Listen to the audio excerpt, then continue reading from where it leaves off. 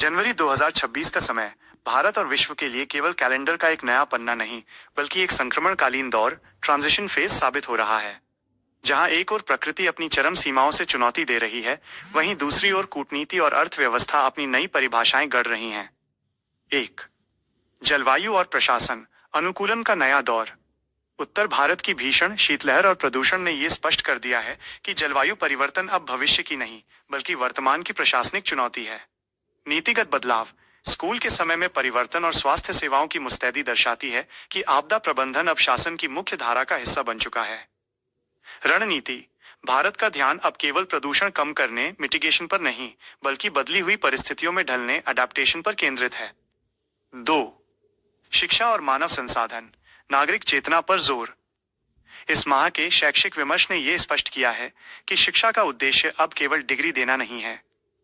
शिक्षक भर्ती और पात्रता परीक्षा, इन प्रक्रियाओं में पर्यावरण और सामाजिक जिम्मेदारी के बढ़ते प्रश्न यह संकेत देते हैं कि आने वाली पीढ़ी को एक जागरूक नागरिक के रूप में तैयार करने की तैयारी है।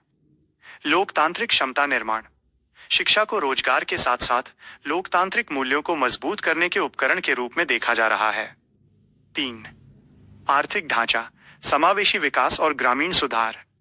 जनवरी 2026 की आर्थिक नीतियां केवल जीडीपी के आंकड़ों तक सीमित नहीं रहीं।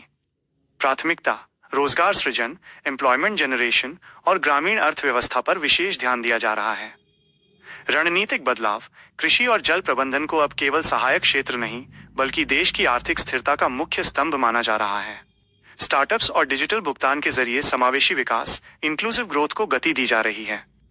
4, भू राजनीति, एक संतुलनकारी शक्ति के रूप में भारत।